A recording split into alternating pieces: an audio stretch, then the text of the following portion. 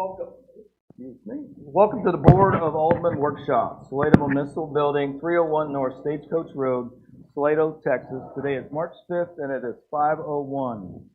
Ms. Cherry, would you call the roll, please?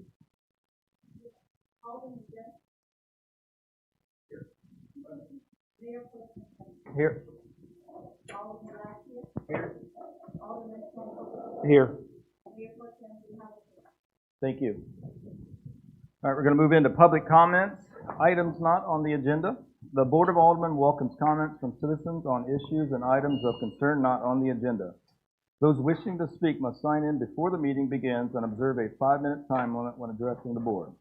Speakers will have one opportunity to speak during this time. Inquiries about matters not listed on the agenda will either be directed to the staff or placed on a future agenda for Alderman consideration. No discussion or final action will be taken by the Board of Aldermen during the public comment period of the meeting. I didn't receive any comments, but is there any public comment?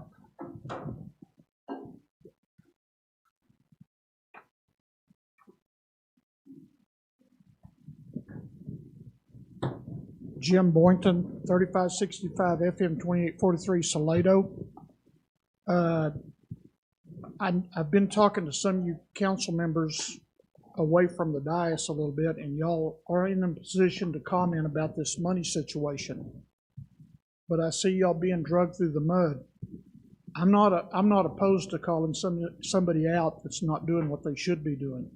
Obviously, you guys think that the best thing to do is to let your accountant speak, which I believe may be correct. But I want to set the record straight about a couple of things I've seen on Facebook. We have a guy on Facebook that met with me for 2 hours a while back, and nothing that I enlightened him on about this missing money, approving stuff for C of O's that wouldn't pass, all sorts of things he hasn't printed. He's taken pot shots at everybody involved other than the two guys who mostly were involved in making all these decisions. To say that the previous mayor and the previous city manager were transparent is not true.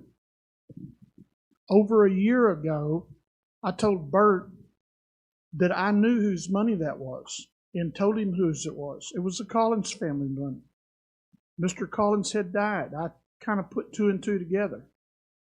All along, they're saying that they can't say anything, they can't say anything, they can't say anything. And then it went from that to we've been talking to the Collins family. Manny said that multiple times. The problem we have is that ain't true. He wasn't talking to them. I met with them, and they were shocked when they found out that the city had almost $1 million worth of their money. What's happened is on that Facebook page, people make comments that are I don't know if it's outright lying or just not accurate or mistaken. But I know in his case, I went back and tried when the city manager before the last one was there. They were having a public hearing down here, the state of the city, and I talked to him and I said, I've got documentation on this and this and this and this. He complains about stuff, but he never printed any of that documentation. He's complaining about signs in the right-of-way. We got bigger problems than campaign signs in the right-of-way right around an election time. We got huge problems. Listen to guys claim they don't know when he knows better. I've told him. Chet Sutton has offered to give him documentation, lots of it. There's a lot of things that aren't very nice to see out in the open that he knows about, and he chooses to ignore it and blame you guys. Bert was so excited when Manny told him he's the smartest guy he's ever known that doesn't have a degree. And then he goes online and tells everybody he got all this great review from the mayor. They were doing that together. It ought to be pretty obvious to everybody what was going on. That review is not, just like whenever he signed the contract for 3 years, he told me, let's see him fire him now. That's not transparency. Transparency is saying something and doing it. Somebody comes to you and says, I know about an issue or this issue. Chet Sutton's got tons of information on stuff that's gone on. It's things that Manny's done. Just like putting out and saying, Manny brought our sewer system into the black. He did not. What happened is these subdivisions came online and people started paying sewer bills. That brought it into the black. Part of the stuff that's not being referred to everybody is the truth. Did they give away sewer taps to begin with? Yes. Why? Nobody would hook up and they needed the flow. I wouldn't have agreed with that, but what choice did they have to get a sewer system to run if you don't have sewage going into it? I give them a pass on that. But to claim that Manny did all this stuff above board, he did not. He was very vindictive. We've got documentation of it. And I'll be glad when y'all are able to let it out so everybody can see it. If you want it, I've been told by Chet to tell you guys, y'all can meet with either one of us anytime and we'll show you what we got. Thank you. Anybody else for public comment? We're going to move on to 1B. Items on the agenda. The Board of Aldermen welcomes comments from citizens on issues and items of concern on the agenda. Those wishing to speak must sign in before the meeting begins and observe a 5-minute time limit when addressing the board. Speakers will have one opportunity to speak per agenda item during this time.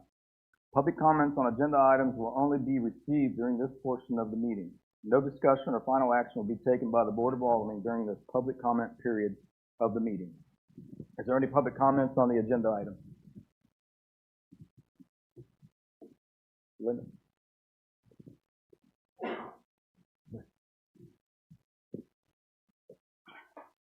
Read the agenda item. Linda Reynolds, 1110 Mill Creek Drive. You're going to be discussing recruiting for a village administrator tonight for the workshop and probably in the board meeting. I wanted to do a little history review for you. Between 2022 and 2025, we have had massive changes in this village in terms of administration and people working for us.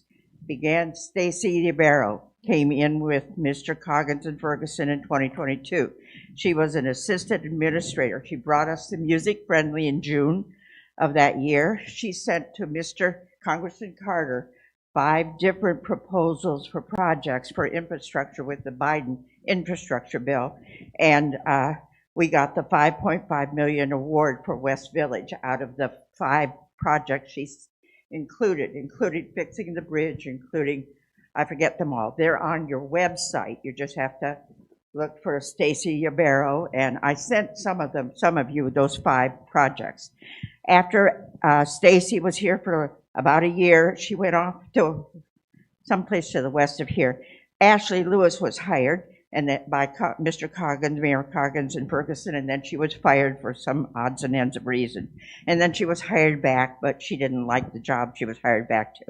Then we got April Davis, a lovely lady who's the wife of our computer person. She was hired by Coggins and Ferguson and was pretty much left after about a year to a much better job in Cedar Park. But she has, as I was mentioning, been one of the first towns, Cedar Park, to do a DMFTX, which is a digital media friendly assignment. There are only 3 cities in Texas that have it. And given how computer-wise we are in this town, how many digital people are living here, how many kids are involved in films, digitally or otherwise, at the high school, I just think we ought to be looking for the digital-friendly, media-friendly affixation to our town. After April left, Andrea Howard was hired by Mr. Coggins and Ferguson and actually stayed for several years. She was a lovely lady, and I worked with her some. And then after she left, Deanna Whitson was hired. And now we have the Convention Bureau, and I think Gina's doing the tourism, I understand now. But I hadn't really even understood that before this.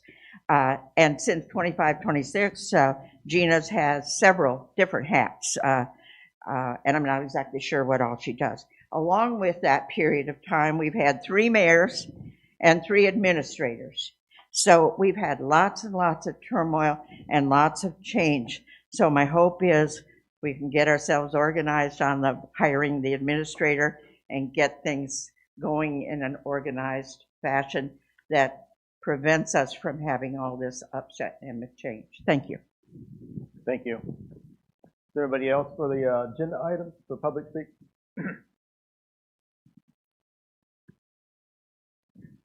No? All right, we'll go on to number 2, the workshop. A, discussion of road and drainage study. Good afternoon, good evening. We actually have Mr. Solomon Thomas from MRB here to speak to the road and drainage study, answer any questions you may have, and he'll also be able to answer any historical questions or items of interest you may have or seen in the document. But I'll have him come up. We also have Commissioner Whitson here, who's able to may be able to answer some questions if the board has them. As we talk through this, like I referenced before, I shared the road and drainage study with y'all. There were some questions about the numbers that were in there and what MRB was actually needing from the board. So I felt it best to have Solomon come speak to that.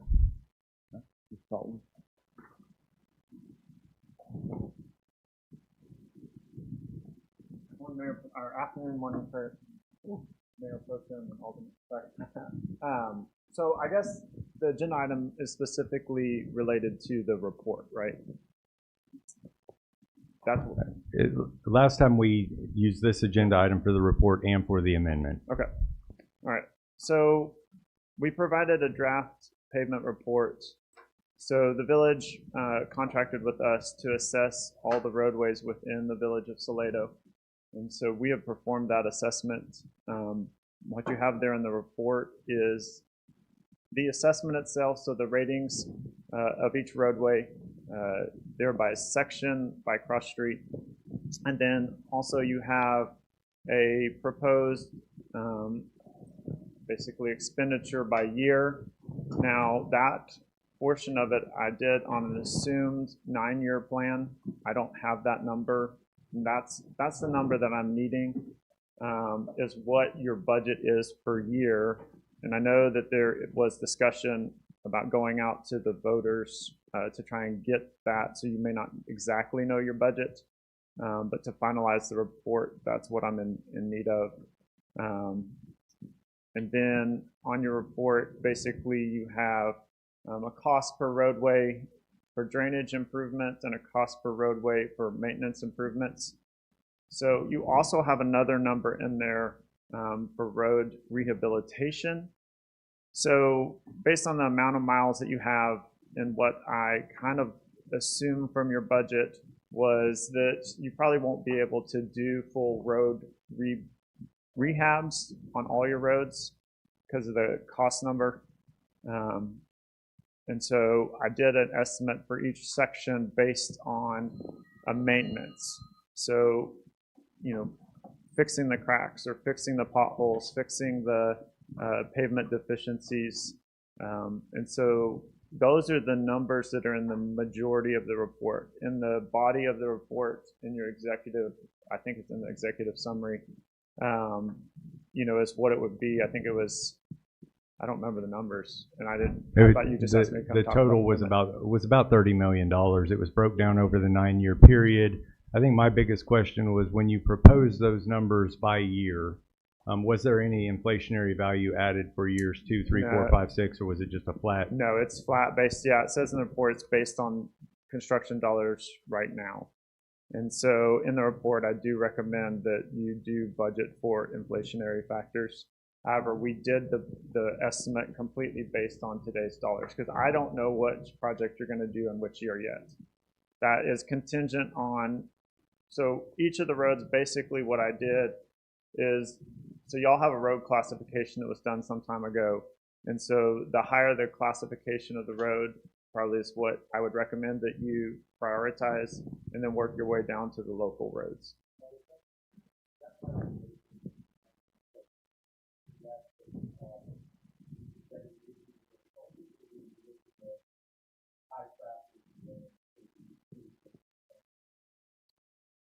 So it's based off of the classification of the road, and generally your classifications are based on traffic.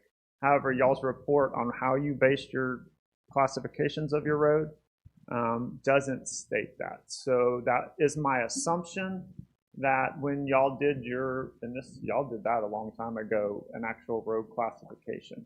And so you have arterials, collectors, and local roads.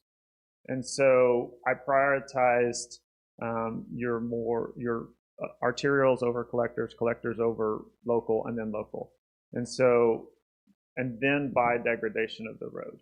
So not based on safety. So it is based on, because what we were tasked to do was do an assessment of the pavement and what needed to be fixed first. And so that's based, yes. Yes.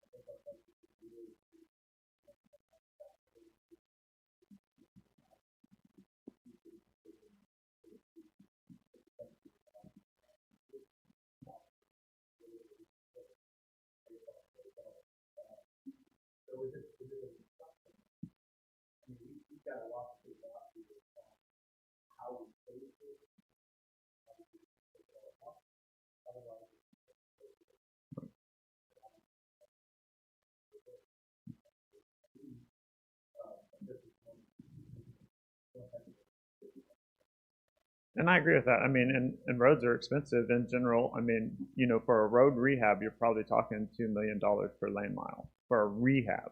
And so what I did is I said, okay, well, that's too much. And so what I have in there is basically bringing your road conditions, so where you have like base failures, doing base repairs, and then doing either a seal coat or a thin overlay. And so those numbers are basically giving you quality roads with good ride surface and fixing the problems. But this is not going and changing the depth of your base.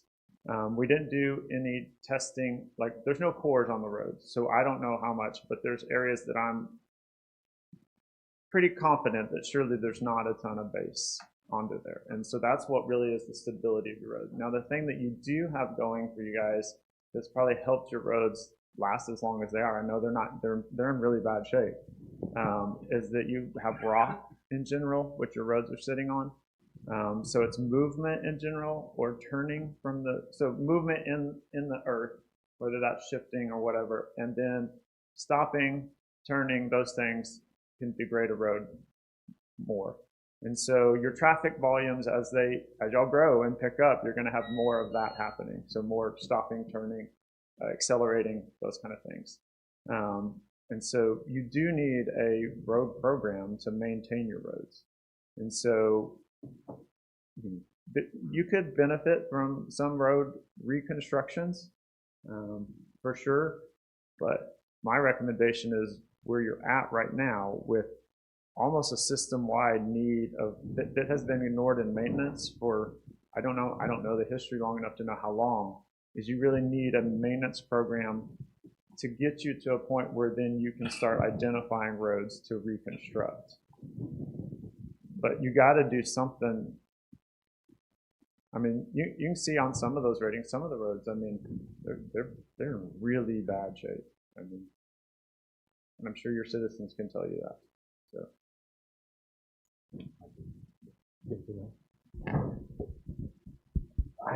No, I mean, I'm I'm looking at it more financially of things we can discuss. I mean, I think we need a committee. I think we talked about that, but in particular for the study of the roads, I think the breakout, you do have the breakout of drainage costs versus, yeah, okay. Right, so yes, you do have a separation of drainage costs and road costs. So, and remember in this, what we were tasked to do is identify, is there functioning drainage?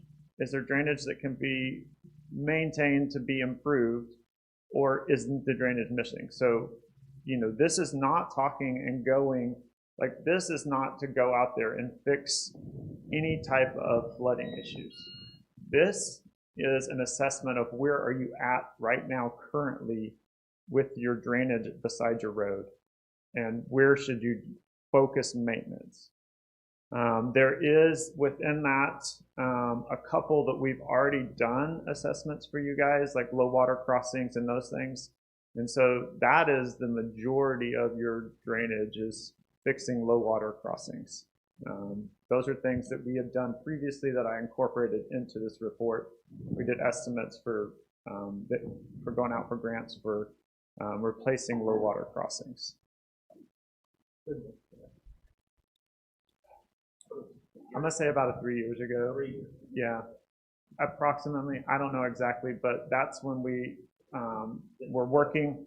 Well, when we did estimates, because y'all were doing there was a call for projects for drainage, and so y'all were wanting to put together some things to send in for like low water crossings for areas where y'all experience flooding and roads are not usable during certain times of the year.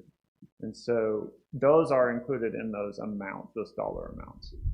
But no, there was not a system-wide study of your drainage done. That's a way bigger project than what we did. What I'd like to help everybody understand is, I know that there's a sticker shock. That's $30 million is a lot of money. This is a planning document. This does not commit you to walk out there and do car washes and try to raise $30 million. It says, this is what we're going to try to do. Now, what I'd ask Solomon from MRB is, would it be something in the task order that we have for this study to amend those numbers to include, like TxDOT does for anything that's 2 years out, there's a 4% inflationary number, or assign inflationary number, so that we can see the real number is not 30 million, the real number is 47 or 52. It does, like I said, it doesn't obligate you to go ask for $52 million. It tells you right now this is what it looks like, and maybe we could try for $20 million, and these are the roads that we're going to do according to this study. But it's a plan, so plans change over time. The amounts will change. It should be a living document that the village uses to actually move projects forward. Hope I didn't muddy the water on any of that. So to answer your question on that, it's not in our task order, but I'm happy to do that. It's no big deal for me to put some kind of escalation factor. I mean, I have it in an Excel form. I'm happy to do that for no cost. But I do need to know. Oh, sorry. That also is in your judgment what roads we're going to go for, what capital costs. That's what I was just going to say. But I do need to know, because I can't. With that, I can just make assumptions and put different roads in different places, and then put inflationary factors on them. But until y'all tell me this is what we want to do in 1 year, and this is what we want to do in the next year, like I can tell you which roads you should do first, or make recommendations to you, and we can revise those recommendations. But I do have to have something that says, well, our plan is we're going to do this in this year, this in this year, to put those inflationary factors on there. So what we need to give you back is, let's say, right, I mean, how do you eat an elephant? One bite at a time. So this feels like an elephant, right? I feel like as a board we have to start going in a direction, because we have no funding. We're discussing an option of putting a bond out there. That's why we wanted to study. I think for at least me, it was a bigger sticker shock than I was even anticipating, and maybe not for some of the other experts on this board, but for me it was. But no, I think what we owe you back, if I'm hearing you, is if we were to do a bond for 5 to 10 million in that range, what would be the priority? And my only concern about the priority is, my understanding, we did it based off road degradation, but I would like to look at safety. And I know we classify them, but what would be the safety and the most traveled? Because that's probably another factor that we need to take into consideration.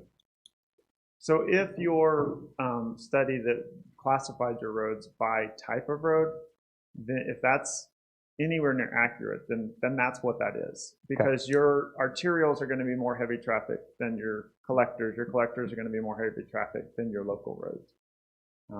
But the information that I'm using, was done quite some time ago. But I mean, looking at it, being from this area, I don't think it's way off on where it's supposed to be between arterials, collectors, and local roads. I don't think we need to discuss that and try to prioritize that. I don't know that it makes sense to do what Solomon is talking about. I think hoping we could be so focused on the major roads that we could do some of the smaller projects along the way that are really, really bad shape too, but on a total dollar basis, still focused on the primary traffic areas. But really, if we do just the major traffic areas, makes sense. There's a lot of money going to very few projects, and there's probably a blend of what I'm suggesting to at least think about. Maybe I'm wrong in that thinking, but we can put some of the really bad roads that are local and small in the same charge, if you will, of doing some of the arterials and collectors. Does that make any sense at all? Or is that... Yes, it makes sense. And yeah, and how y'all prioritize the information, that's what I need from you guys. I've given the information, and I'm happy to meet and talk about how we got to the information. But I mean, just a summary, we went out and measured every surface deficiency on every road in your village. And so the ratings are, the system that we use to do the ratings is a way to basically compare the roads. And so every crack or every raveling or edge drop or, edge break, that's in there. Now, there's certain roads that certain places, and I have to go look and see which exact road that was, where I know there's major potholes, and that's going to affect your ratings, but that major pothole needs attention. I don't remember the name of the road as you're going across the low water crossing by the golf course clubhouse or little place where people have events. That first road, and you take a right, there's a little like apartment or something complex just across that on that curve.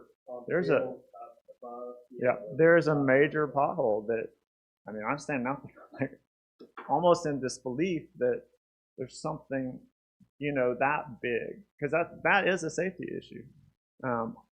All of your, generally cracking is probably not a safety issue, but your edge drops, your edge breaks, your potholes, those things are safety issues where you have what's called corrugations, right? As you come into like generally a stop area where it shakes the vehicle, those are safety issues. There's safety issues on quite a few roads. All of your roads are severely cracked, meaning that you're getting water infiltration because the surface itself has not been maintained, so you haven't kept water out of there. All of those cracks lead to degradation in your base. When your base goes, then you start getting the things like potholes. Well, but you get potholes, the even worse things. So, if you had a maintenance program that was ongoing where you were continuously maintaining your roads, you can cut your costs significantly, but you haven't had a maintenance program that I know of, maybe ever.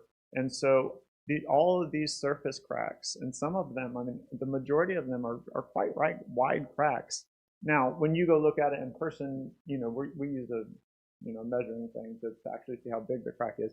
They may not look that big, but for a roadway, these are all very significant. Not all. The majority of them are very significant cracks. So. I mean, I agree. No, I agree with that. I think the arterials, because that's going to be your major traffic, your through fare. But then along with that, those safety factors, like those potholes, we could patch that up in the meantime till it comes to that section of that road to do the whole road. I mean, that's what I'm kind of getting at. Alan, you got anything to? Mind if I jump in? Yeah. From a roadway perspective, that type of pothole that I'm talking about, you're not going to patch. It's just going to come back out. You really have to cut out a section. Well, that's what I meant. I know patch, but yeah. Okay. Cut if out. you just stick a patch in there, it's not going to stay. We've done Sorry. enough of that. Okay. But no, do a cut out and do the whole thing. Yeah. All right. You got anything else? Yeah, I think I'm surprised that the $30 billion wasn't a bigger number. I was too surprised. Yeah. So that's not sticker shock at all for me. I would have thought that number would have been greater than that, but that is one engineering's outfit. That's their opinion. So that's the people we have under retainer right now. So we lean on them in that relationship. But that is one opinion. That doesn't mean that opinion would be that same way. I have questions about some of this stuff, like how, the $15 million plus or minus for pavement maintenance is also the same number for drainage maintenance. I find that interesting that just is the same number. That's a bizarre thing for me for the amount of time I've spent bidding stuff. So I'm not saying it's inaccurate, but I just would love, and you offered, and so at some point we'll dive in and look at that. I think that trying to manage a lighter scope of work is going to be a dog chasing its tail. I'm just being honest. I'm not trying to disagree with any of your ideas, but I don't think this is going to be that simple. I just don't. I think that I think we're being tasked with figuring out how to come up with a very large sum of money and how to do that appropriately and over a period of time. And it will require a bond. And I think trying to move the amount lower and then trying to redefine the scope of work given the existing conditions of our roads and the amount of patching that we would have to do. A patch is a Band-Aid, period. It just is. A saw cut hot mix patch is a better patch than a cold patch, but a patch is a patch, and patches, so these cracks he's talking about, every time you saw cut a road and patch it, you've got a cold joint that's going to open at some point probably, and then water's going to go in, and it's going to do exactly what he described, which actually worries me to think about how much time he spent telling us about cracks in our road surfaces and at what level their metering devices say that they are, because I'm going to tell you right now, there's stuff going on under those roads for how long they've been neglected, which no one can even answer that question. I'm assuming since the county has been taking care of those roads, which how long has that been? I mean, it's been, it's not 5 years. We're talking about a long time. So I don't have any good news to offer anyone listening. I'm surprised 30 wasn't 40, 50, 60. Yeah. And I'll actually think, I'll be surprised if 30 gets it done. And that's never mine. We can Google and put our own stuff together to figure out what the money's going to look like, in several years from now, right? Like we're asking him and he's offering to do it for free, even though it wasn't his original scope of work. But I mean, that stuff's not real hard to find. Whatever you come up with today will not likely be accurate. There are some people sitting in here right now that I promise you can attest to what I'm talking about. There's more than a couple of people in the audience today that know exactly what I'm talking about, probably more. So no, I don't like a $30 million number, but I have zero sticker shock on that, to be clear. And I think trying to reduce the scope for the sake of having a better conversation with taxpayers is going to just end in somebody later on saying we didn't do a good job today. That's what I believe. When I was saying end scope, I'm just saying what roads you prioritize first, second, and third, because there's only so much our constituents Yeah, we can will handle. have to prioritize it, but there was also some conversation about $5 and $10 million. But that would only mean you do a third of the roads at this Do what? point. That means you'd only do a third of the roads at this point until our tax base or sales tax and the growth that we have, that we can fund it, and we need the budget for it on the financial side. I don't know how we I don't even, put a sticker shock, even putting $10 million on 952 homes where 45% of them are retired. I don't know how that math works. I mean, I don't either. so But it's certainly what we're being taxed with. oh, I know. So I think I understand. So the $5 to $10 million example, even though it's hypothetical in conversation, I think we're really saying kind of the same thing. So you can pull the money conversation down to half and then break up the scope of work and prioritize it. But that's really what we're being asked to do anyway. So when we don't have very much money at all, that's why we have to do the bond, right? And so if we talk about it from a lesser dollar amount, then you are inherently reducing the scope broadly across the whole thing. You just are. And so instead, I would probably make an argument. Let's figure out on the real big number, if it's only 30, and I bet it won't be when it's all said and done. But if it's only $30 million, or at least it is today, I think to your point, Alderman Dunch, it's a function of, either way, your example or mine, it's a function of planning, right? Planning, budgeting, and the problem is we may, who knows how many years it will take to even get through the original scope of work that they've outlined for us.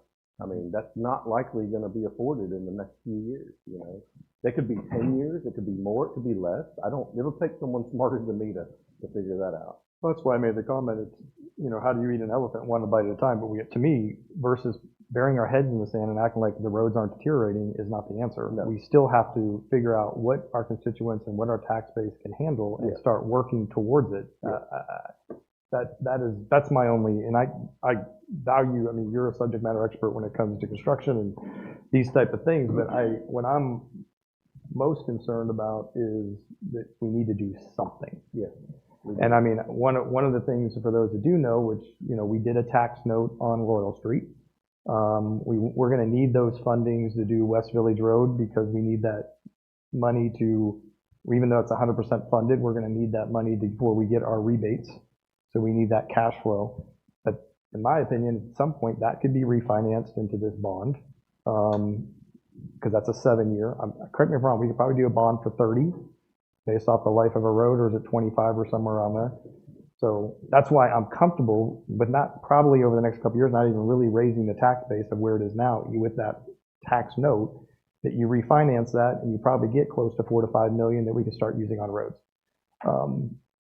Interest rates will obviously have an impact on that at the time, but I just want to make sure we're moving in a direction that we're not burying our heads and acting like these roads aren't literally deteriorating. Yeah, it's going to be an uphill battle. It's going to be a very big pill for a lot of taxpayers to swallow. I mean, all of us are taxpayers too, so we'll be paying for it also, but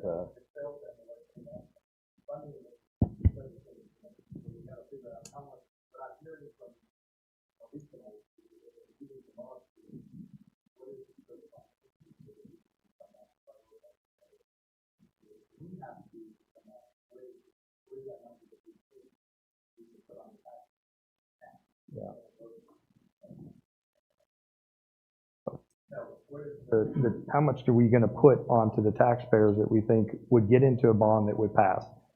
Other levers I think we can be pulling. Do we take a percentage of our sales tax from this point forward and say this percentage, just like a 401k, get allocated to a capital road improvement?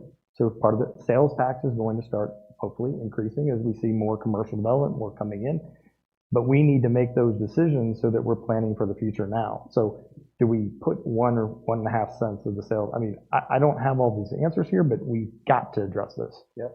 So that's another one. And I'm probably going to get thrown stuff here, but the other thing is a potential is, there's plenty of.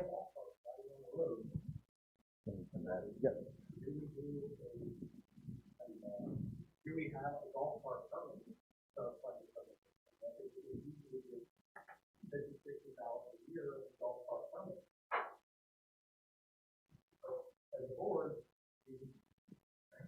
whatever we need to figure out. We need to figure out how we can get started longer term, whether the levers we can pull, if we're not sitting here. I mean, the fact that our budget is only taking most of it up put into road budget, this year is 100,000. The roads are falling apart. That is nothing. Yeah, we cannot maintain existing potholes that are sized beyond what maintenance can deal with cold patch. I'm looking at half a dozen patches right now that will cost half of that budget or more. That's 6 holes. They're sizable. They're the size of a Volkswagen Beetle each, which is why we can't have maintenance to it. Just for anyone who's listening, I don't mean to spend your money, but it's, the road, like, you know, to one of the sentences you said, roads are expensive. That's not a new thing. It is what it is. The neglect, though, is what scares me. You know, I think any reduction in scope of work, I will only see as a mistake. But to get back to MRB, I think my personal take on the next step is I would like a committee and a workshop with some key selected folks in our community that have a seat at this table to say, what is the threshold? If we're going to put this in the next bond election and put it onto the ballot, what do we think is something that will pass? And then with that, whatever that number is, then we can figure out the priority. We have the report that shows the top priority of roads. So we'll just start saying we're going to, if it's 5 million, it's 5 million. So we'll start here. No, I think that's what you're asking for. Yes. Is what is that number? Yes. I would like to, I'm sorry, go ahead. No, go, I'll follow you. I was going to say, Alderman Sando, you did point out that that number is small. That number is a maintenance number. I realize that. Okay, because, yeah, so in the, in the report, there is an estimate if you were to reconstruct your roads, and I don't remember the exact number, but it's much, much bigger in your $60 million range probably. Something like that. My only point was that, you know, a lot of people have had sticker shock at the $30 million conversation. I'm not one of them. Yeah, I recognize that that's maintenance only, but it doesn't surprise me. All right, I think if we really don't have anything else, then just for time-wise, if we could do another workshop on this, maybe just this, if you guys are good with that. Yeah, Open to the public. I would like to do that, and if I may, Mayor Pro Tem, I'd like to suggest that when we do that, because of the financial implications, we at least have our financial consultant or bond company here to assist us and maybe options available on a financing basis for that. Talking about the $5.5 million and the cash flow of that, talking about everything else that we have going on. I don't want to sit up here and kick the can down the road. I want to tell the truth. I want us to be transparent as to what we're dealing with. And that fact is a fact. And then we decide what we can afford to do, what the village wants us to do, and then set a plan accordingly. So I do agree with you, Mayor Pro Tem and Mayor Neal, that a workshop specific to that should be done. But I do think maybe at the onset, not staying the whole time, that maybe some discussion with bond counsel about what we're looking at should be incorporated into that plan as to what we're dealing with. If I'm wrong on that and think that's a waste of time, please let me know. But I want to put it out there. It's an unfavorable subject, but it's reality. And the true fact of the matter is, it's best to say we have neglected that at times in the past. We have no wherewithal currently to absorb that cost.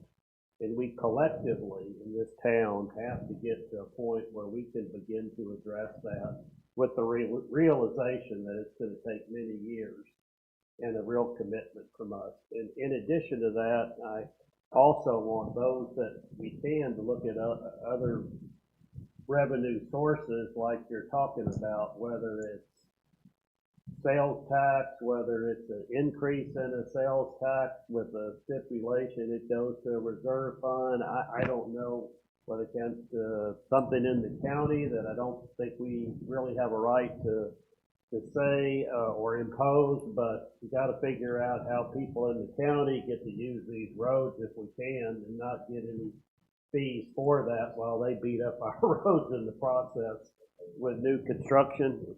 And you know, they $6, $7, $8, $10,000 vehicle hitting those holes do a whole lot more damage than a 2,500 pound, 3,000 pound car. So I don't want to pick on the builders, but my point is it's a community involvement. It's not just the people that exist here now.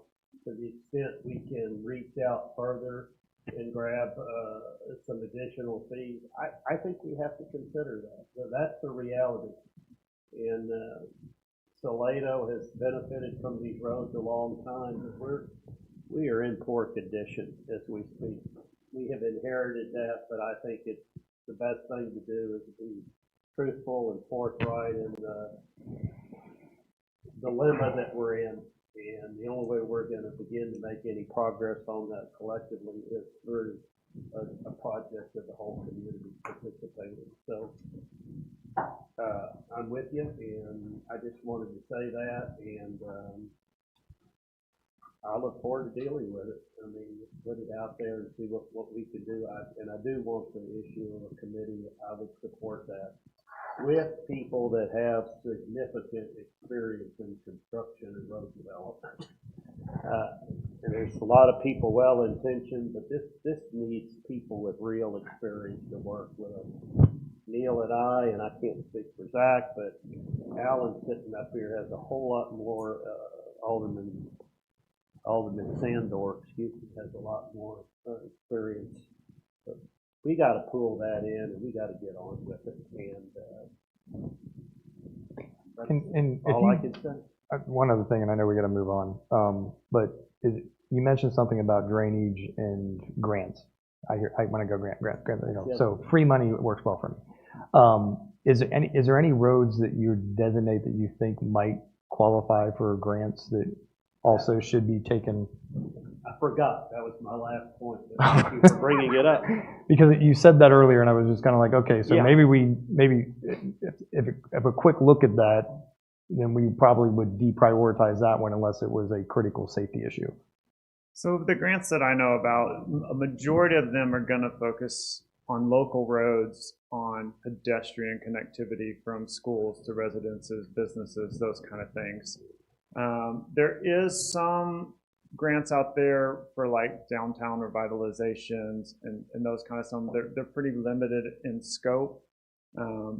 For city roads, and Ryan might be able to speak to this better than me, I don't know of a ton of grants for local roads, you know. So what y'all did with West Village is basically went and talked to the congressman's office and got designated funds. So that's always an option. You can always go, and when you have a planning document like Ryan was talking about, and you take that planning document and say we have a plan, that is a big step in getting in the door and getting funding to say, hey, this is what we're trying to do. This is the cost. We don't have the money. You know, we want to go out for whatever grant we can get to help with that. But I don't think that it's going to be road specific. Now, I would say that your arterials and collectors are probably more likely because there's more traffic on them. So generally what scores well in grants is something that improves safety, something that impacts more people when you're going out for grant requests. Right. I mean, that's stuff we can talk about in the workshop. Exactly. But I appreciate it. Thank you. I think the other thing that was on the agenda is we've put in an amendment. Is this appropriate time? Yeah. Like I said, this is the amendment has to do with the road and drainage study, so that's why it was in this portion. So when we put this task order together, we basically, developed a proposal that made assumptions on the road. And so we assumed about an hour per mile, per mile of roadway to do the roadway inventory, and about an hour to do the drainage inventory. Well, your roads are in much worse shape than we anticipated, and so the actual inventory of the roads took much longer than what we had estimated. And so, and I think Alderman Sandor says he hadn't seen this contract. But in the contract, basically, we listed additional services as anything above and beyond that hour. And although we spent much more than we have requested, I think we requested $14,100 amendment for the amount of time that we spent out on the roads assessing them. We spent much more than that, but I felt like that was a reasonable amount based on the amount of time that we spent out there. And then was having discussions with Manny about that this is going to take a lot longer once we got out there and started seeing the conditions of the roads for quite some time. I think in the end, we ended up expending out of the $41,000 budget, and this was update I gave to him in January of this year. We had expended $63,000, and we still had at that time the report to write. I did a lot of the report writing off my just my own time because I didn't want to incur that cost. But we are requesting an additional $14,100 for the amount of effort that we put towards that.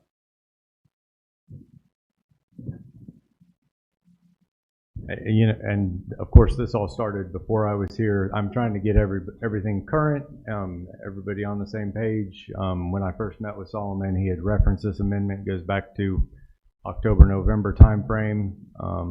I'm not really sure why, if or you were or weren't made aware of this amendment request in the past, but I felt it was my responsibility to bring it forward, as MRB had requested some clarity on if the amendment request had ever been submitted, and what the board's desire was on that amendment.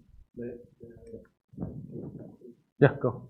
Was there any discussion with respect to the overage prior to now? I haven't received any information. I don't know if the rest of you did. I did not. Surprise to me tonight.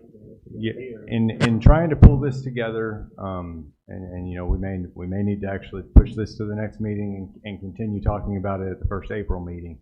And I'll share the information that Solomon has sent me. I think it was just yesterday or the day before that we got it, but there were reports dated back where this item had been discussed on the monthly meetings, status updates, and that the overages were happening. But I can't find anything that anywhere where the village authorized additional work, and I can't find anything saying that they didn't authorize the work because I wasn't on those meetings at that time. Do you have any knowledge of that? So we have monthly progress update meetings where we go through all of y'all's projects with us and give an update on that. And so back in November, I started informing Manny that based on the amount of time we were spending on each road, that we would likely exceed the 1 hour per lane mile. And so I kept updating that to him monthly. And so sometime in, I think it was October. Nope, might have been.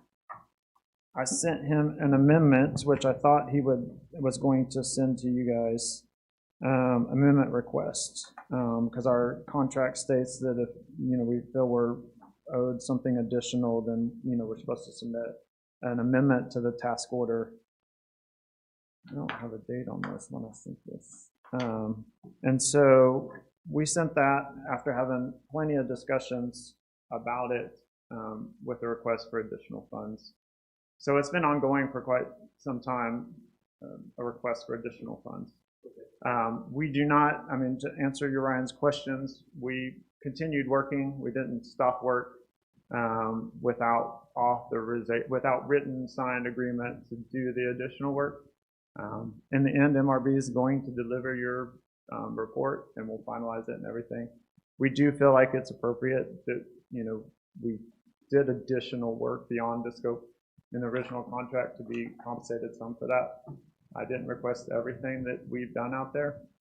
But one way or the other, we'll still continue to provide y'all a quality service, whatever your decision is. But we do think it's fair that, you know, we spent a large amount of time out there that was not planned for. What was the reduction that you felt that you were giving us relative to the 14.1 in the original cost? So that's just an additional hour per roadway. Okay. I mean, But per how mile. much did you discount your bill as a result of the 14.1 when it would have been? I mean, what we actually spent out there is we had a $41,000 contract approximately, and we've spent a little in excess of $70,000. 29,000 overage? Something like that. I mean, and you're I did a lot of it Okay. that's not on our books. So, I mean, Okay. yeah. Which I chose to do that. No, I'm not asking. I mean, obviously, it. I mean, I didn't want to Okay. bill y'all as much as it was running over, so I just did it off the So it book. would have been more than 29 had you incorporated Sure. here, but you're asking for 14.1 Right. plus 29 that for sure was. Correct. Yeah. That's all I wanted. Yeah. Did you email that out to the amendment to us? I can't remember. Did you guys get one? I don't remember. So before the last meeting, I sent the amendment. I don't know if it went out in this packet. It may not have made it into this packet. But following this meeting, we will send out the correspondence with all of the monthly reports, the information that Solomon shared with me just recently, so that you guys have that information. It goes back, I think the first monthly report, the report shows we're at 20% progress right now.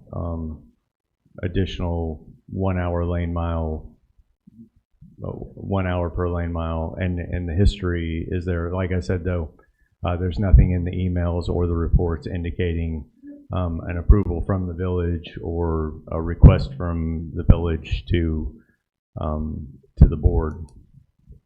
And to be completely transparent, Manny and I had discussions, and until I sent the amendment, that's all that's happened. So, you know, I don't know if we offered to continue working. He asked us to continue working. I don't know all those details. We felt like it was reasonable to finish the project one way or the other. Right. So, I think you said in one of the meetings in November, December, and stated that it's going to be a little bit more, but you had no idea what. I think I remember you saying that was really early, yeah. That was early. Yes, very early. We were just getting out there, and we were like, wow, there's way more out there than we anticipated. When was that? So I think we started sometime the October, November timeframe on the actual road work.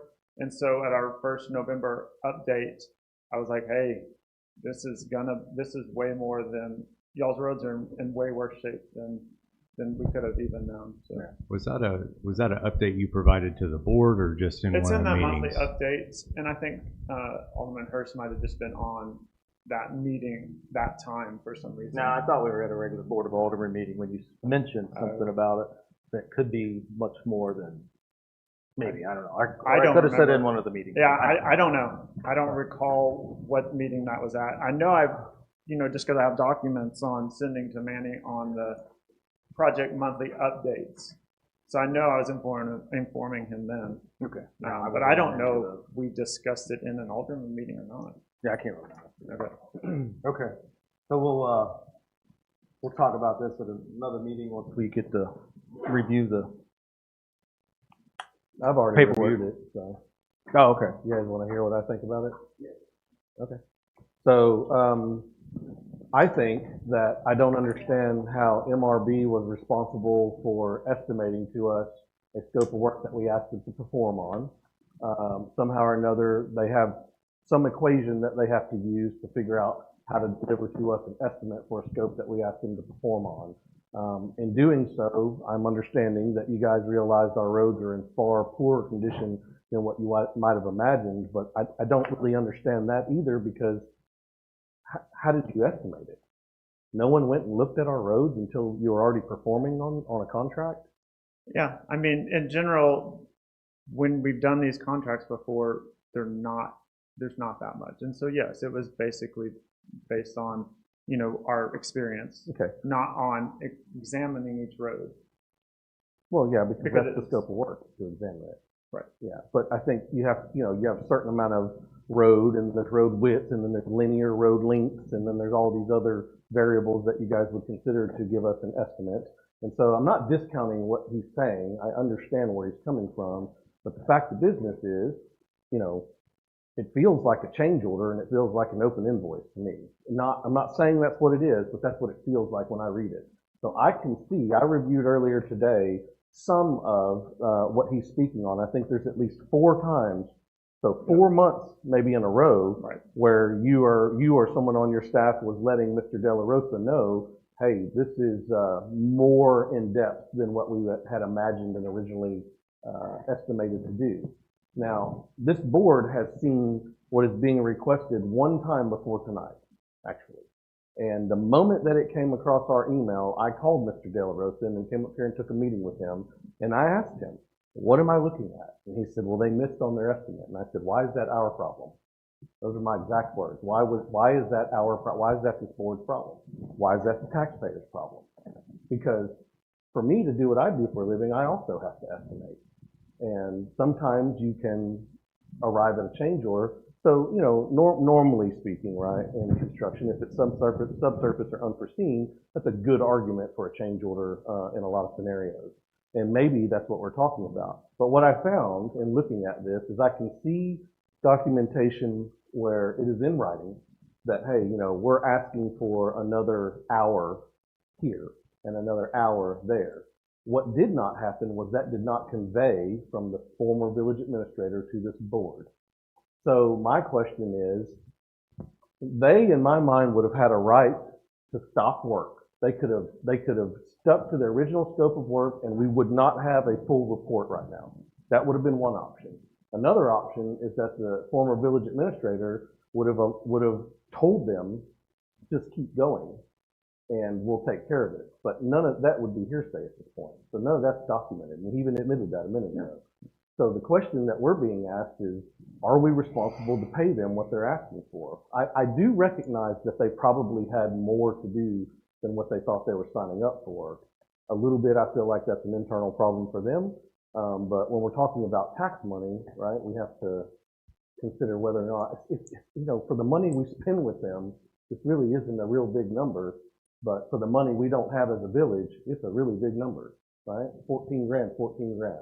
Right? I just told y'all a minute ago I'm looking at half a dozen potholes that are going to be 10 grand a piece probably, So I don't know if that helps you guys or not. Y'all want to table it and move it to another time, we can. I think we have a good working relationship right now with MRB, and I don't want to be the reason why that gets interrupted, but I'm not convinced.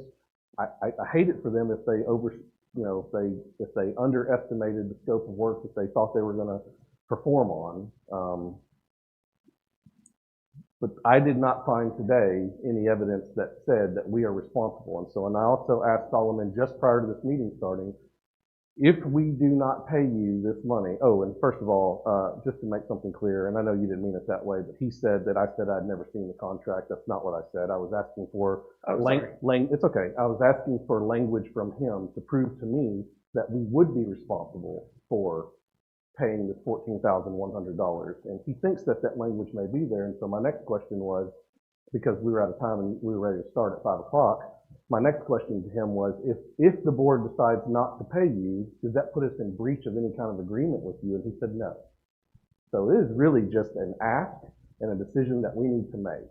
If this was in my office, my construction office, I would not pay this.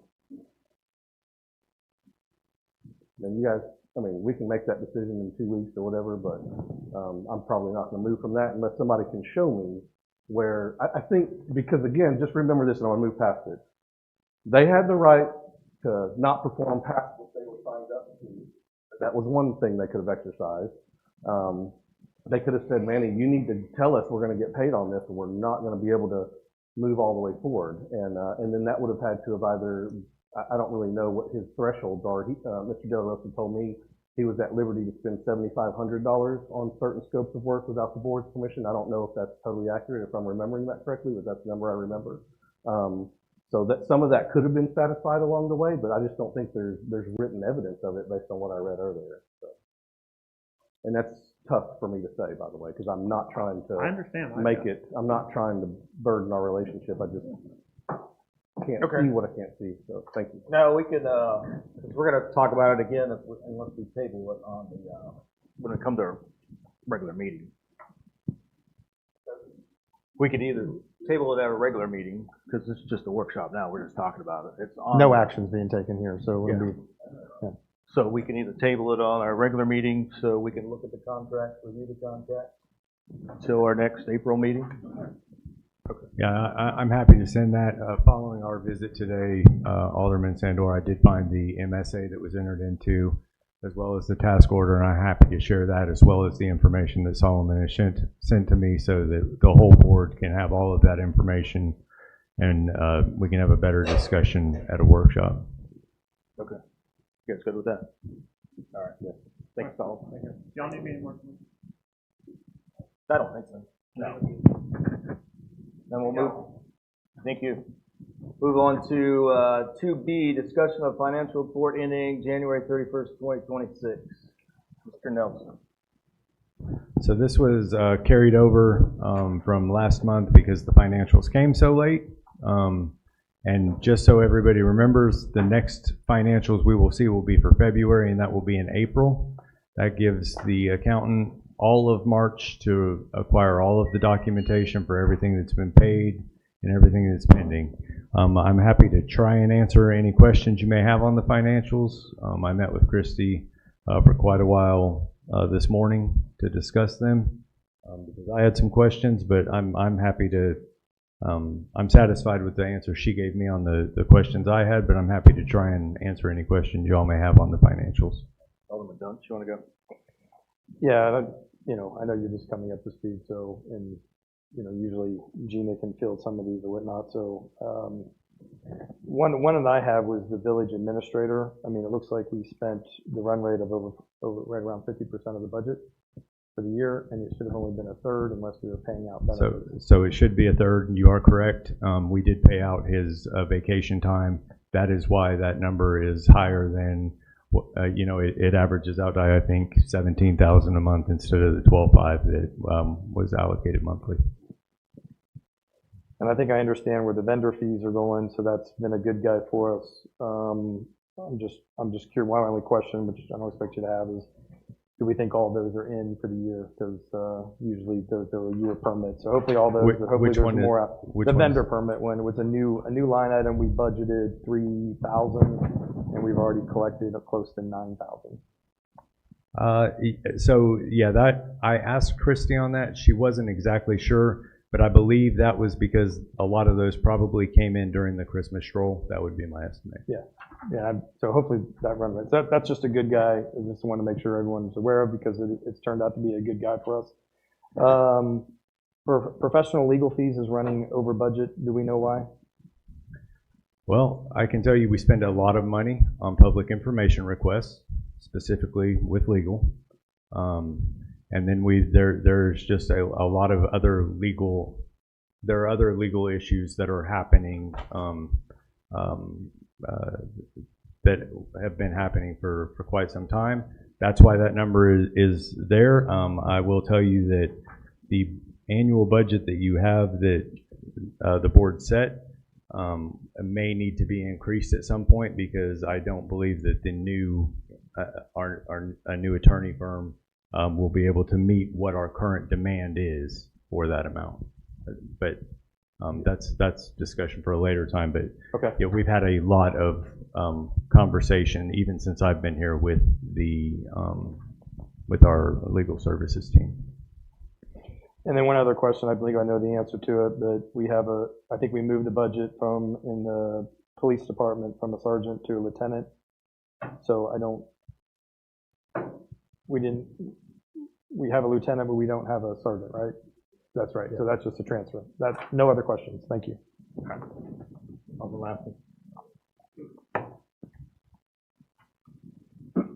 Thank you. Alderman Dunch has asked a couple of questions that I had noted in the process. I want to go back to our checking account, our current assets of in the general fund of $1,667,000. And I noted here that we have all of these accounts with Horizon and none with Texas Pool. And I don't, and I go back to May of last year and June where I'd asked about our budget on our interest income off of our revenues the prior year before that and ongoing last year. And I regret that, excuse me, I'm sorry, got an allergy. We are not doing our taxpayers, we're doing our taxpayers a disservice in our interest income off of our cash sitting in the account. That was noted many, many months ago, and I was under the understanding that we were utilizing Text Pool, but I don't see it on this coming from Christie on the January report. So we're probably leaving. We did budget. So I remember the budget we asked and had discussions about that.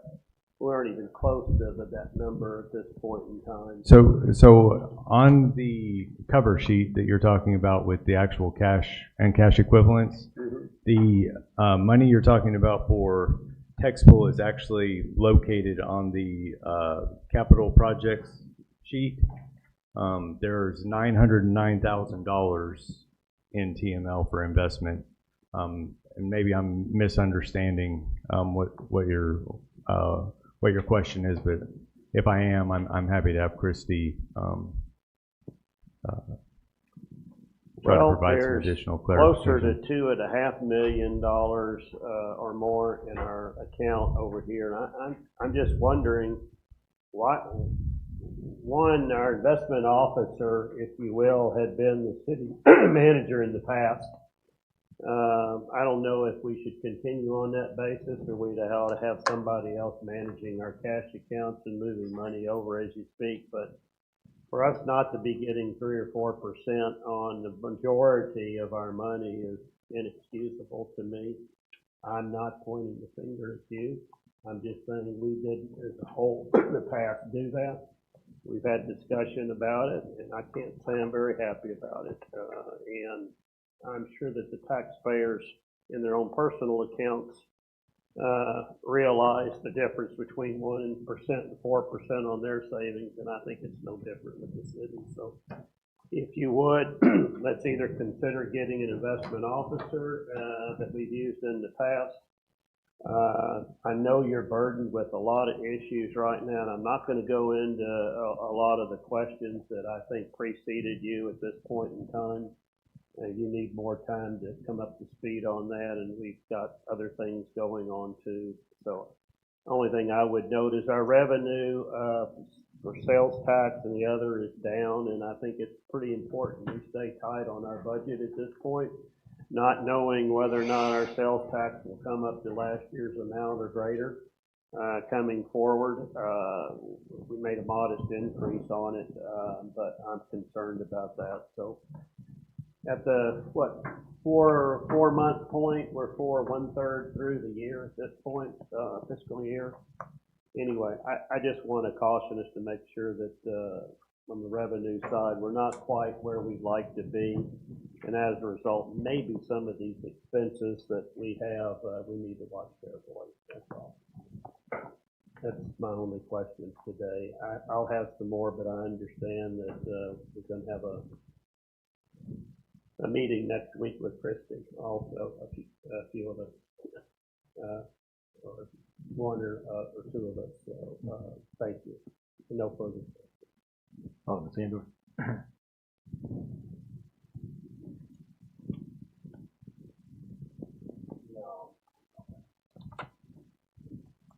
Further questions? All right, moving on to workshop C, discussion on the resolution for the FY27 Homeland Security Grant funding. Mr. Nelson. I could speak to this. There is a resolution in your packet. This is for the FY27 Homeland Security Grant funding. This resolution has to be submitted with the completed application. There is no dollar amount on there, but correct me if I'm wrong, Chief, that is for 2 radios? Or the app? Oh, the criminal justice was 2 radios. That was, yeah. If you remember correctly, last year we applied for the Homeland Security Grant for $141,000 to improve security here at the admin building as well as the police department. We were not selected for that, so we've scaled that back a little bit. We're actually at about $24,000 to improve security and cameras here at the admin building and at the police department next door. And this is a no-match grant. And it is a 100% grant, 0 match. Free money? No, sounds good. Yeah. No question. Alderman Lassiter, anything? No? Radios, those 2 radios that The 2 radios that we are, last year's grant, we received 2 handheld radios and 2 in-car radios. I can tell you the 2 handheld radios got programmed today and issued out to officers. We've collected the older radios that we're going to be using for our reserve officers. The 2 in-car radios have been installed. One of the 2 got programmed today. We didn't have time to get the second one done, but I'll get it programmed as soon as I can. As far as the 2027 fiscal year grant for criminal justice, we're asking for 2 more handheld radios. The reason we're asking for 2 more handheld radios is because SWIC, Southwest Interoperability. Statewide interoperability. That's it, statewide interoperability. Has changed the parameters of what radios are allowed to be purchased with grant funding, and the price of those radios have gone exponentially up. So the 2 radios that we're looking at are going to run us right about $14,000. From what? $12,000 and some change. From what difference is that from the ones you just recently got? The ones that we just recently purchased were roughly $5,000. And they're now $14,000. They're now $14,000 because the ones that we purchased last year, that's the price we got on them. I hate to say that. I can't explain why. I can tell you that SWIC changed the parameters and said you can no longer purchase these radios. You now have to purchase these. It's not something we could shop. That was it. No, it wasn't. We had a choice of 2 different radios, and they were both comparable. So it's the technology and everything. You said 14 for each radio for next year, but it was 7 this past year. Correct. Wow. But I can tell you that the radios that they have recommended are the L3 Harris XL 200 something. They are fully encrypted and they are capable of being upgraded over the air versus having to actually be plugged in and upgraded manually. Meaning if we were to change frequencies or if we were to change channels on our particular radio, I could just call the comm center, turn my radio on, and they can reprogram my radio over the air. So for the 2 you just got, they're already outdated or needed to be updated? No, so they're not outdated yet. But like I said, when SWIC made when we chose those radios, they were approved by SWIC. They were on the approved list. This year when we looked at them, we were going to try to get the exact same radios. They're not on that list anymore. So we had to choose from the radios that were on the SWIC approved list. Okay, so that's 2 radios out of 6 police vehicles. Is that correct? Is that up to date? The vehicle, yes. For vehicle radios, we've got two brand new ones, and then we have 4 that will need to be updated eventually. They're still in pretty good shape. It's the handheld radios that I was more concerned about because they are end of life. So it's hard for us to buy parts for them. With that being said, the new radios that we just got are not end of life. They are an upgraded version of them. And then with SWIC changing the rules on us, I say changing the rules, changing the equipment that is authorized to be purchased, we had to upgrade them again.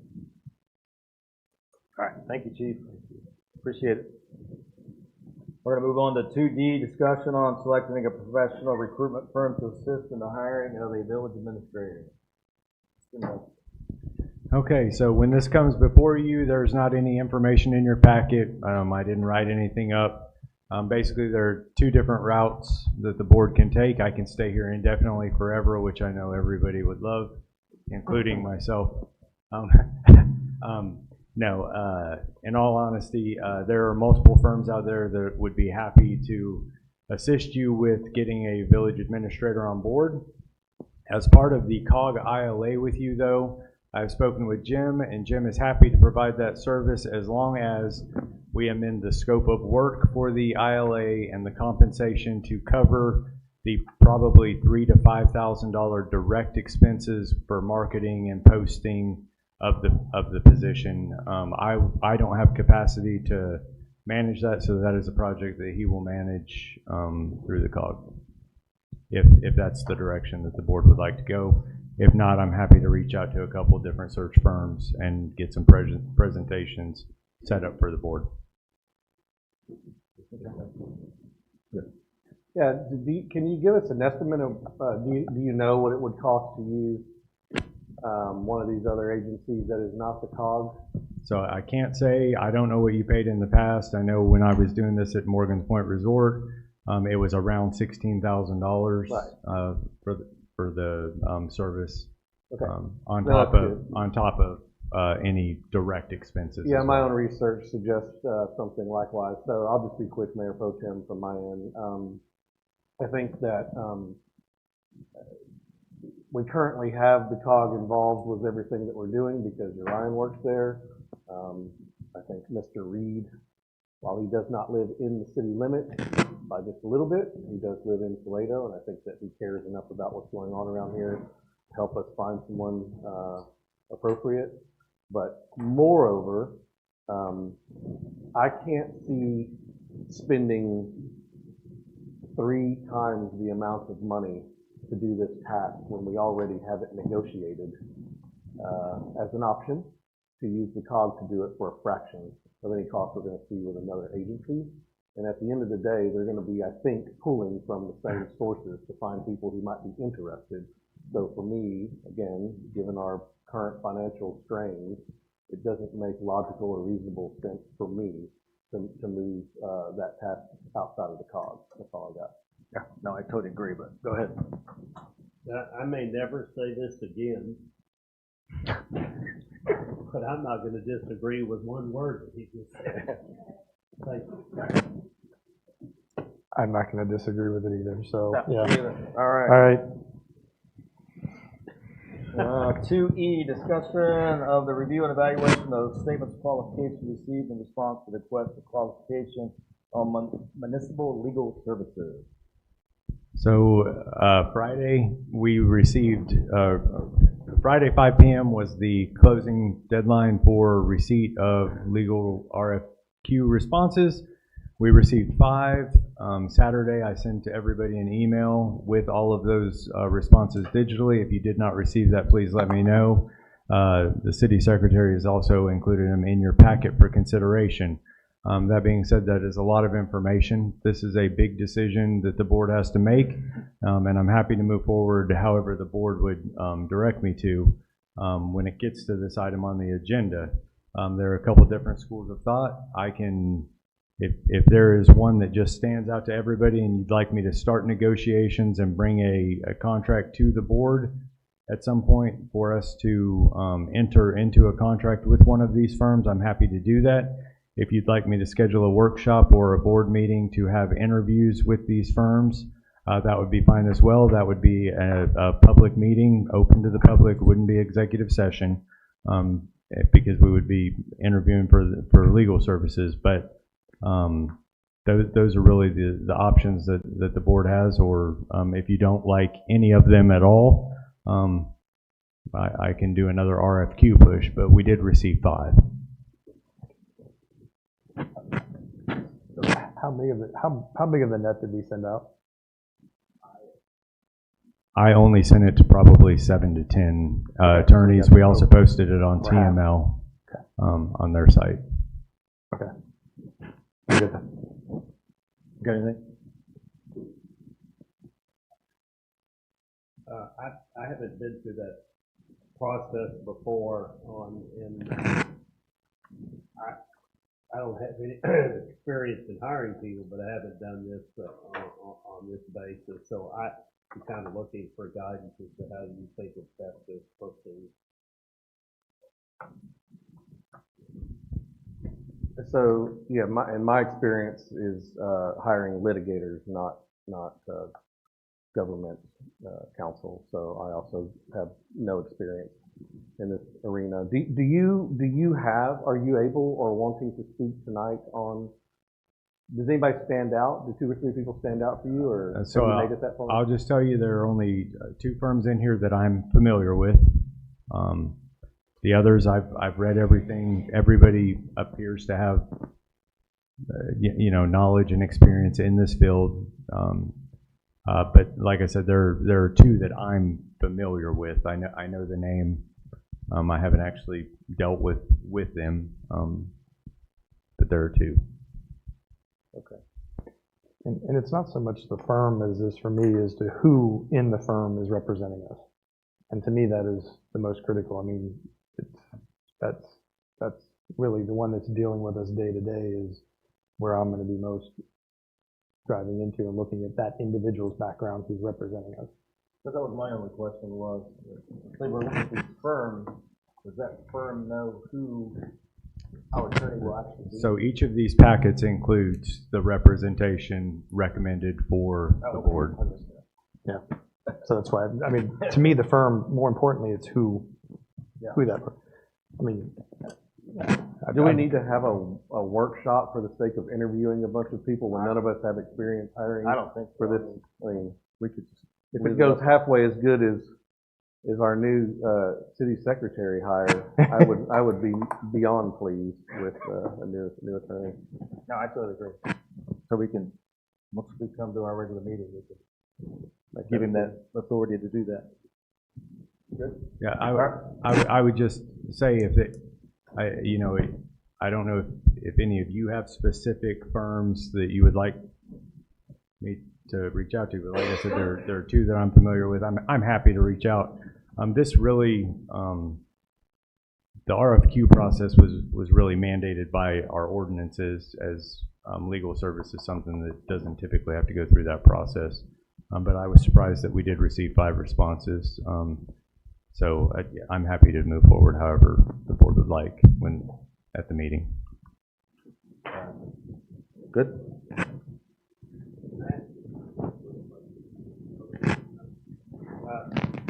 On a related matter, we still have Josh Katz on board until that replacement comes, so there's no void in the process of our legal representation. Is that a true statement? Correct. I spoke with Mr. Katz yesterday and informed him that it would be at least probably the April meetings, the first or the second meeting in April before new council had entered into an agreement with the village, and he has agreed to provide services to the best of his abilities through the time we get a new one, assist with any transition, and then stay available for new council following that if there are any questions. Okay, thank you. I just for information purposes, I'm perfectly fine and would want to see 2 or 3 candidates, but I think that process could be weeded out some before we do that based off the recommendation, and when we get to the final 2 or 3, then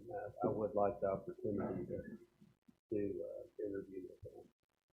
Is it okay with that given then that maybe the board could consider a motion when we get to the meeting for Alderman Lassiter to accompany Mr. Nelson in making that decision? And I'm still trying to define whether or not we need to go through calling a workshop for the sake of bringing a bunch of people in. If that's the appropriate thing to do, we'll do it. I just don't have any experience in that, so I'm not sure what I can bring to that. I think you could assign 1 or 2 aldermen as like almost like a steering or selection committee, and for them to bring that information to you for consideration. Okay, we'll decide that when we come to the meeting. All right, we're going to move 2F, discussion on appointments of members to the Planning and Zoning Commission. I think we did a workshop 2 weeks ago on that. I don't know if you guys have any other. Yeah, you wasn't here. I know. I was. Yep. Had an opportunity to interview both. Yeah, I missed the You missed that. interview workshop, but Yeah. I did interview both applicants prior to your Yes. workshop, so. You did And, say that. and lengthy, both of them were plus or minus an hour-long conversation, so. Okay, so we need to discuss anything further. We vote when it comes up to the meeting time. All right, I'll take a motion to adjourn. Motion to adjourn. 6:30, adjourned. We'll take 5 minutes and we'll do we'll go right into our regular Board of Aldermen meeting.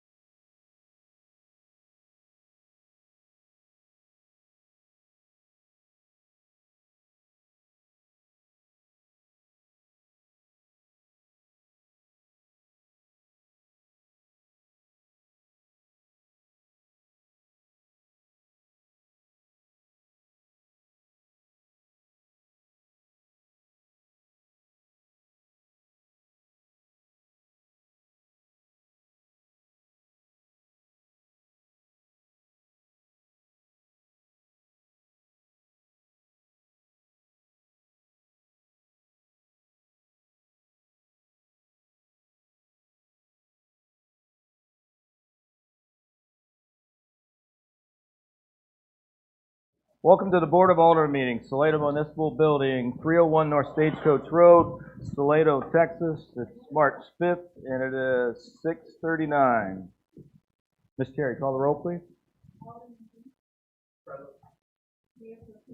Present. Present. All right, thank you. Let's take a few few minutes to pray to your own faith.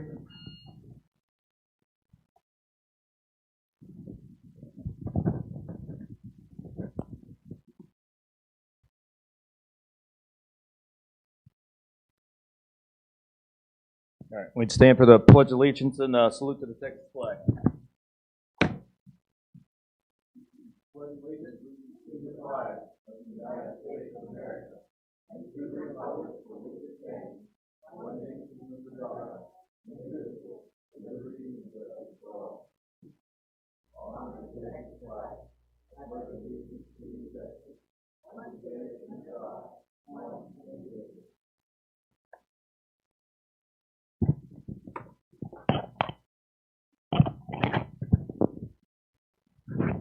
We have public comments, items not on the agenda.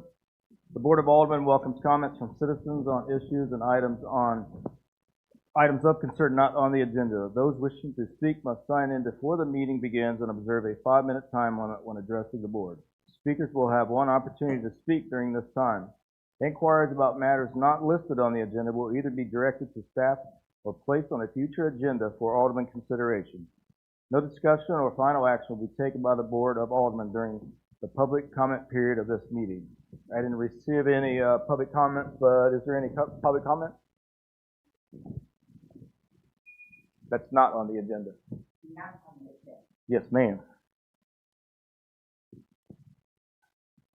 Linda Reynolds, 1110 Mill Creek Drive.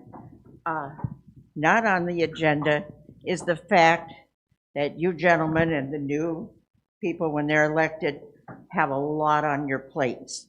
You have a lot on the village plate. I want to remind you, in October of 2022, at a BOA meeting, Administrator Ferguson said that including the sanctuary, Drake's Landing, and Eagle Heights, we'll have 1,266 new units. That's a lot of new units, and they are not all built yet here in 2026. They're still building them out. But they do not include the wildfire small lots that you just okayed. I can't remember how many lots there are, but that's a whole lot of buildings still to happen that we have to provide sewer for. Then you have a new high school, big, huge building, lots of kids, lots of toilets. They're on our sewer. They've got to send the sewage across under the highway through lift stations and up the hill to the wastewater treatment plant, the sanctuary wastewater treatment plant up there. That's the high school. Also, we also have a football stadium with lots of visitors coming, driving on our roads, using the football stadium facility. Also, you'll notice D.R. Horton has begun to build. They will be adding a 33,000 square foot office building with bathrooms on our sewage system. All of that, and on top of that, I'm sure there are other places that want to come in, but none of that is built out yet. All of that is yet to still be building, and I drove through some of these. They're still building at Drake's Landing. We don't even know for sure how many lots are going to be in the sanctuary. They have not, I don't think they've documented exactly how far out they're going and how many lots they'll have. So we've got a ton of development still to happen, still for us to provide infrastructure, for us to provide sewage, and I hope you realize that's a lot on your plates already, along with the fact that you've got to be hiring a new manager, which is for another, that is on the agenda. But I'm just hoping when you talk about it that you ask for a large number of applicants to go through, so we don't just have very few to choose from. Thank you. Thank you. Any other public comments? All right, B, items on the agenda. The Board of Aldermen welcomes comments from citizens on issues and items of concern on the agenda. These wishing to speak must sign in before the meeting begins and observe a 5-minute time limit when addressing the board. Speakers will have one opportunity to speak per agenda item during this time. Public comments on agenda items will only be received during this portion of the meeting. No discussion or final action will be taken by the Board of Aldermen during a public comment period of the meeting. Is there any public comments for agenda items? On the agenda, Linda Reynolds, 1110 Mill Creek Drive. One thing we might consider about the roads is consider asking some roads to disannex. Over where the airport's going to be and all that, those roads on the other side, I've forgotten the names. Guest Drive, and then there's another one, and there's Catherine something. And my old neighborhood of Santa Rosa, in that whole area, the roads have been destroyed by the apartment buildings so much that they're almost like donkey tracks around in front of Richard Thomas's house. Maybe you should consider asking some areas of the village to disannex. Then we don't have to take care of the roads. We'll have Commissioner Whitson taking care of those roads. I would bet you, if you take away the taxes or whatever, for instance, I'll be happy to vote for a bond of any amount. My taxes are so low and they're fixed. If you let me vote for a bond, you know, it's not going to cost me anything. It really won't. There are many of us who have our taxes fixed or whatever. You got to think about that. But why not just say, let's get rid of some roads and let somebody else take care of them? And then those people, you know, you'll lose a little taxes, but you'll probably save on the cost of fixing the road. Thank you. Thank you. Any other public comments on?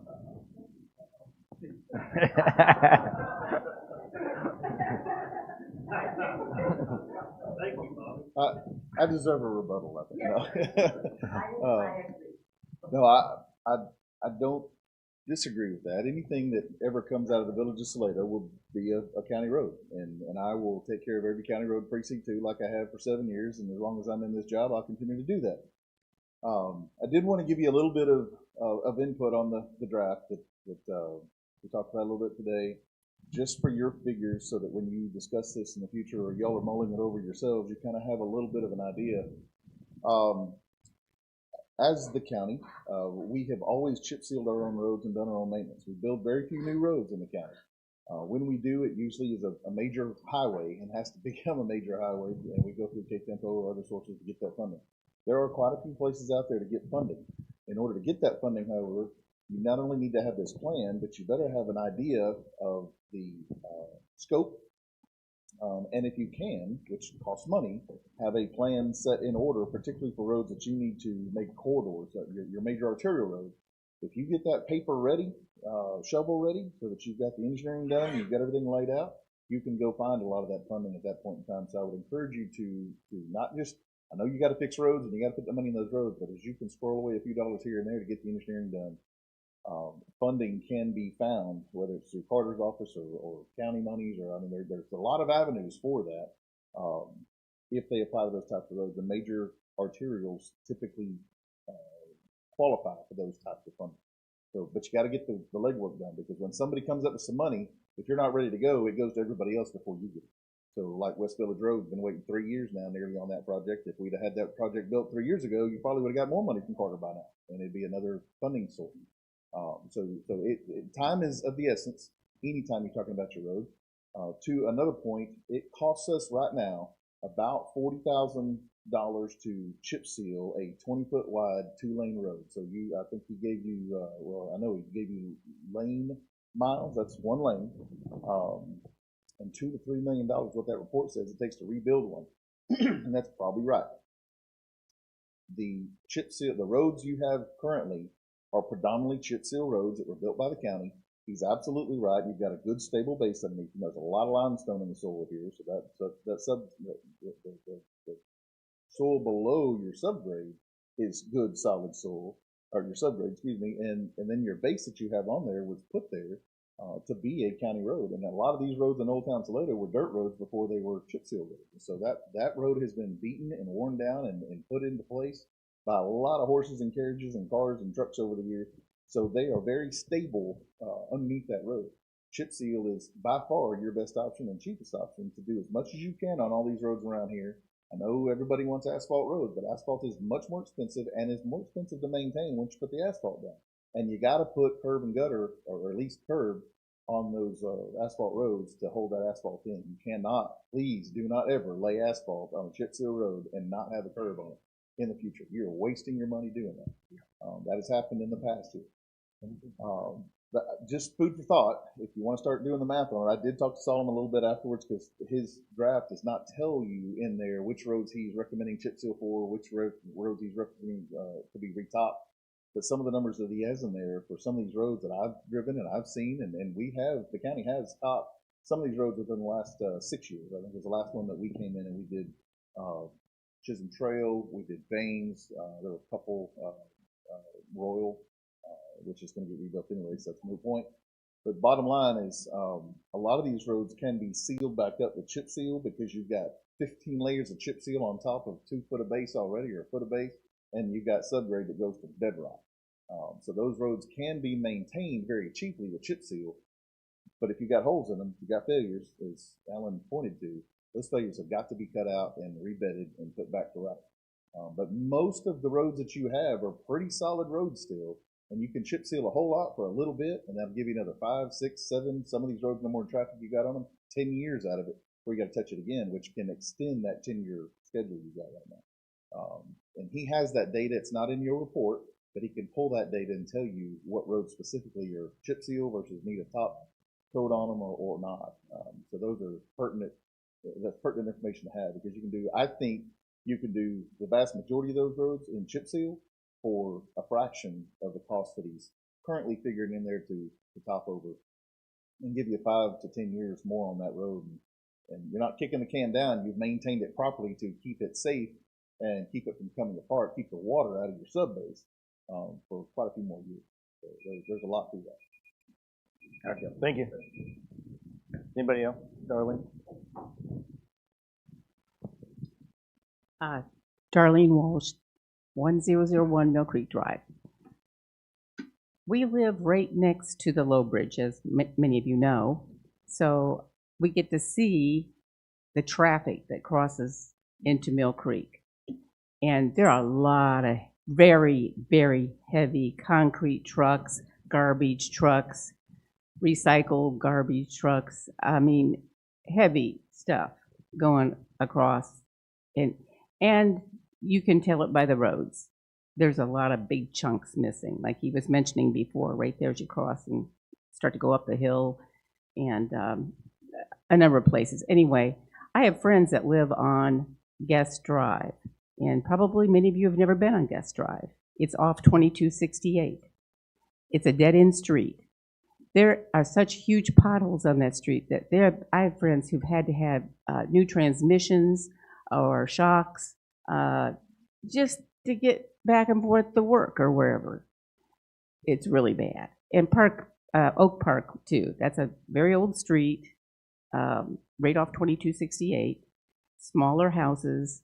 And I think those folks might really go for the disannexation idea. And you would save a gob of money. Those totally need to be redone.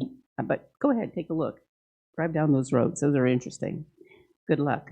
Don't take your best car. Take something you don't care about. So that's one thought. And then I thought, too, we go out of state in a small community like here in the summer, and there they have central locations for recycles.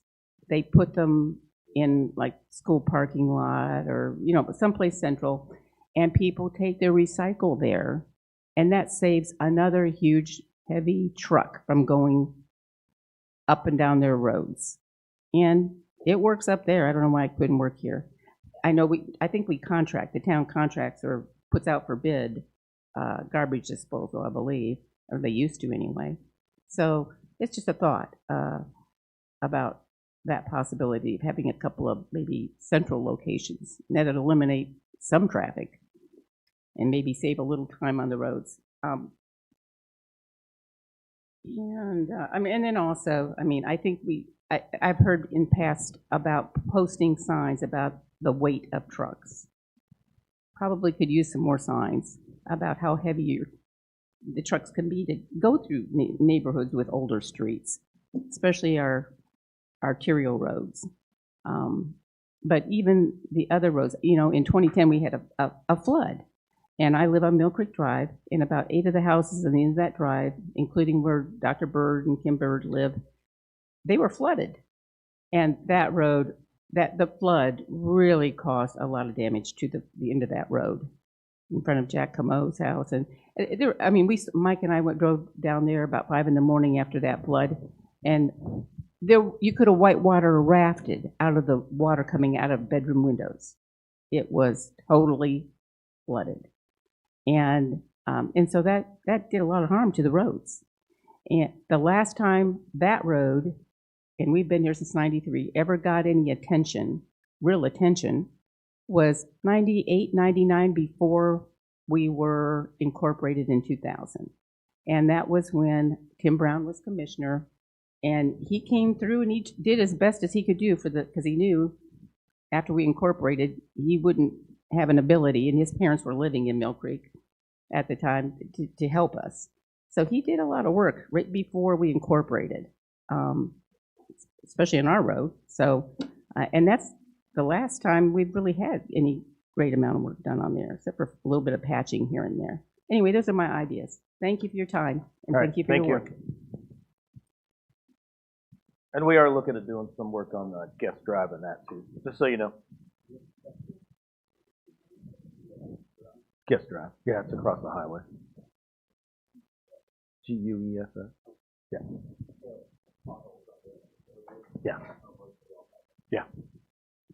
All right, moving on to, was there anybody else for public comment that's on the agenda? No? Okay. Moving on to 2, consent agenda. A, approval of the minutes of February 19th, 2026, Board of Aldermen regular meeting, approval of financial reports ending January 31st, 2026. Acknowledge receipt of petition for release from the Village of Salado's ETJ received on January 30th, 2026 from Eric Nail and Shauna Nail. Mr. Nelson. These are all routine consent agenda items. The item C does meet all required legislative requirements for consideration of the board for automatic release from the ETJ. If not, they'll be released from the ETJ in the time specified anyways. Okay. Alderman Dunn? Alderman Laster, you got anything? No. Alderman Sandel? I'll entertain a motion.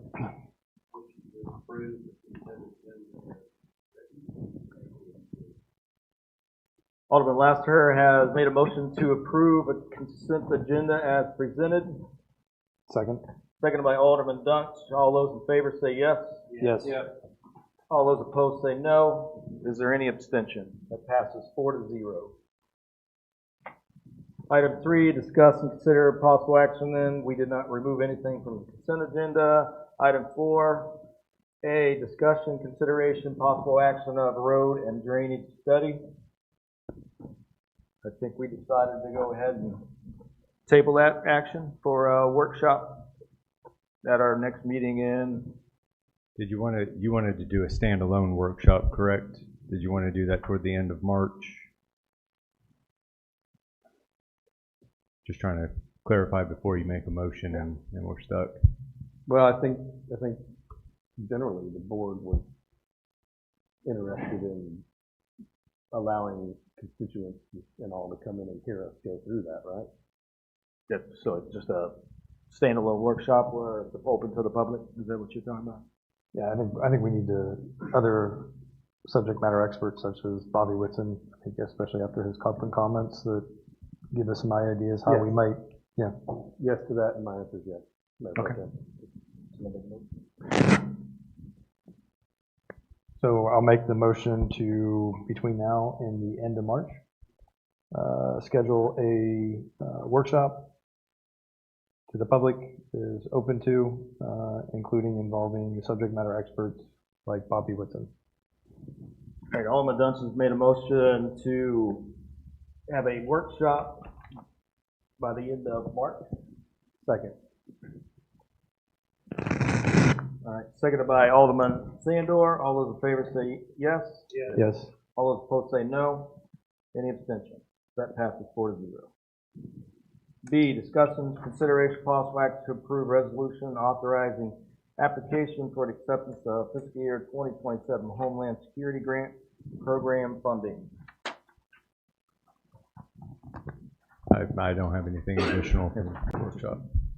No? All right. I'll make a motion that we approve the resolution to accept the Homeland Security Grant funding. All right, Alderman Dunch has made a motion to approve B, to accept the acceptance of fiscal year 2027 Homeland Security Grant. Second. Seconded by Alderman Sandor. All those in favor say yes. Yes. All those opposed say no. Is there any abstentions? That passes 4-0. 4C, discussion, consideration, possible action to select and authorize engagement of a professional recruitment firm to assist in the hiring of the village administrator. Don't have anything additional on this item. Well, I'll go ahead and make the motion that as a Board of Aldermen, we reach out to Jim Reed as the SITCOG to look for professional recruitment of our village administrator. Did you want? Do you guys want to reach out, or do you want me just to No. coordinate those efforts on your behalf? Yeah, I would prefer you coordinate those efforts. Okay, so the motion is going to be that allow the village Administrator to reach out to SITCOG for the recruitment of hiring a village administrator. All right, Alderman Dunch has made a motion to allow the village administrator to reach out to SITCOG to select, or in the process of the village administrator. Second. Seconded by Alderman Sandor. All those in favor say yes. Yes. All those opposed say no. Any abstention? That passes 4-0. 4D, discussion, consideration, possible action to approve the selection of a firm in response to the RFQ and authorize execution of an agreement for municipal legal service.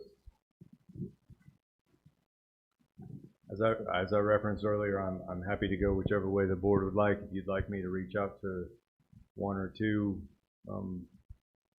firms that I'm familiar with, if you'd like an alderman to work with me to identify 2 to 3 firms and us bring that back to the board for consideration before, or to set up a workshop to do interviews, happy to do that. Or if you'd like me and an alderman or 2 to work together to sort through these, maybe do some interviews as a selection committee, and then negotiate an agreement and bring that before the board. I'm happy to have whichever way the board would like to do it.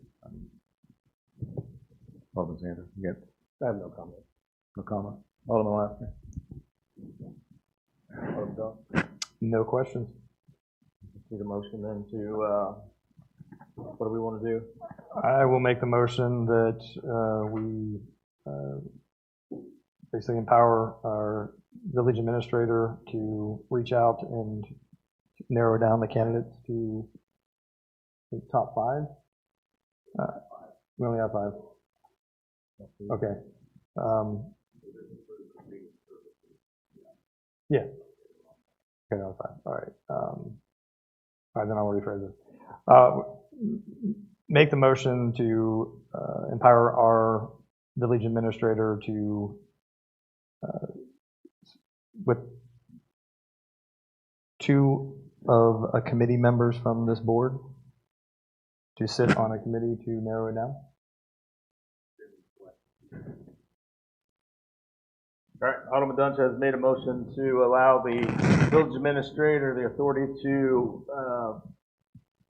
2 for qualifications and 2 members of the BOA to, as a steering committee. I have a question, Mayor Pro Tem. Yes, we landed on, are you interested in joining Alderman, or one of you interested in joining Alderman Lassiter to help Mr. Nelson? I am. Okay, understood. Thank you for the clarification. Second. Seconded by Alderman Sandor. All those in favor say yes. Yes. Yes. All those opposed say no. Any abstentions? Passes 4-0. 4E, discussion and consideration possible action regarding the appointment to fill a vacancy on the Planning and Zoning Commission. And this, of course, was brought to you at the last workshop meeting, and then there was a workshop held last week or the week before that I wasn't at. Yes. I mean, do we have any nominations that you guys want to go ahead and?